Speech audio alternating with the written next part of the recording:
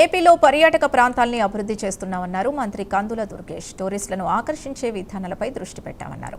అమరావతి, తిరుపతి, విశాఖ, కోనసీమ జిల్లాల్లో పర్యాటక ప్రాంతాల్ని అభివృద్ధి చేస్తామన్నారు మంత్రి. ఆ దిశగా ప్రణాళికలు సిద్ధం చేస్తున్నామన్నారు.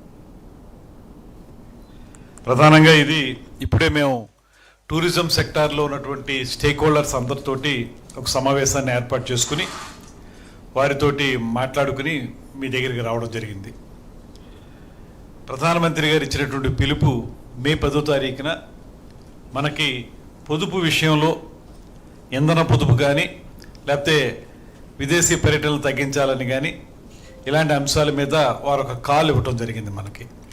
దాన్ని అందిపుచ్చుకుని మొట్టమొదటిగా ఆ రకమైనటువంటి ప్రయత్నాలు చేయాలనేటువంటి ఆలోచన చేసిన ప్రభుత్వం ఆంధ్రప్రదేశ్ అనేటువంటి విషయాన్ని సందర్భంగా తెలియజేస్తూ దానికి ముఖ్యమంత్రి చంద్రబాబు నాయుడు గారికి, ఉప ముఖ్యమంత్రి పవన్ కళ్యాణ్ గారికి ధన్యవాదాలు తెలియజేస్తూ ప్రధానంగా టూరిజం వరకు వచ్చేటప్పటికి ఇందాక స్పెషల్ చీఫ్ సెక్రటరీ గారు చెప్పినట్లుగా మనకి బయట దేశాలకు వెళ్ళే వాళ్ళు ఎక్కువ, మన దేశంలోకి వచ్చేవాళ్ళు తక్కువ అవుతున్నారు.